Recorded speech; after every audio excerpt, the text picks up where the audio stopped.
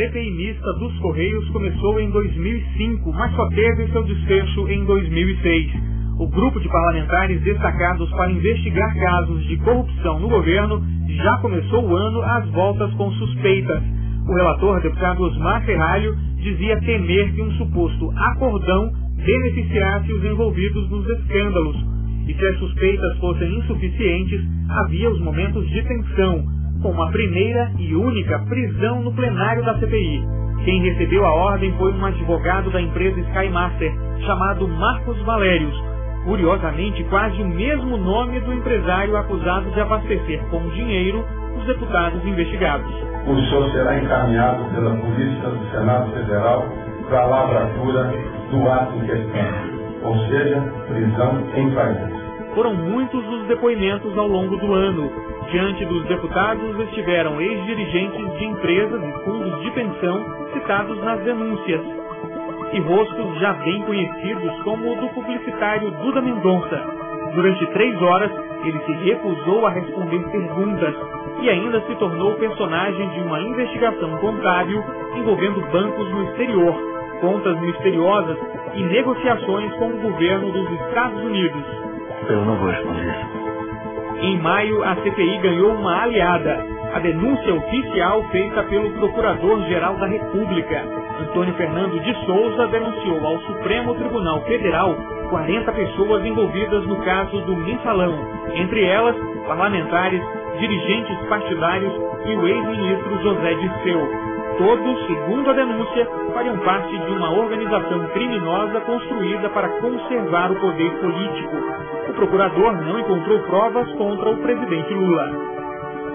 Quanto mais se aproximava a data prevista para a apresentação do relatório final, mais crescia a tensão entre governo e oposição. Depois de 10 meses de trabalho e mais de 4.000 documentos analisados, o parecer final foi divulgado. O documento, de 1.800 páginas, pedia o indiciamento de 122 pessoas, incluindo 18 deputados. A conclusão do relator era de que o esquema do mensalão realmente existiu e que a distribuição do dinheiro para partidos e parlamentares era mesmo articulada pelo empresário Marcos Valério. O prejuízo causado pela corrupção nos Correios foi estimado em 100 milhões de reais. E o relatório também recomendou o indiciamento do ex-deputado Roberto Jefferson, autor da denúncia do mensalão, por crime eleitoral, contra a ordem tributária e corrupção passiva. Parecer apresentado, ninguém ficou satisfeito. Tanto os governistas quanto os oposicionistas queriam fazer alterações. As divergências adiavam a votação do relatório e a CPI correu o risco de acabar sem um documento conclusivo. O impasse terminaria com uma votação rápida e polêmica, mas definitiva. O relatório foi aprovado por 17 votos a favor e 4 contra. Parlamentares governistas reclamavam da maneira como foi feita a votação. Está encerrada a sessão e concluídos os trabalhos da CPI.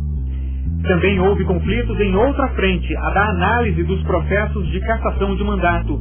O Conselho de Ética e o plenário da Câmara divergiam quanto ao julgamento.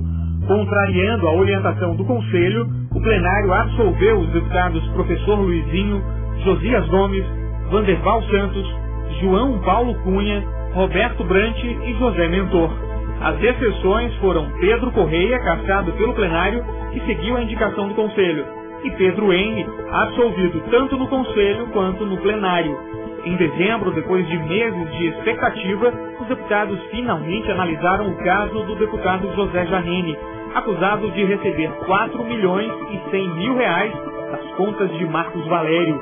E foi mais um caso de absolvição no plenário. O mesmo plenário onde se deu uma das cenas mais exibidas em 2006.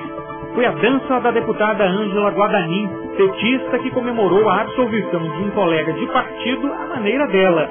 O caso deu origem a um novo processo e a deputada acabou recebendo uma censura verbal.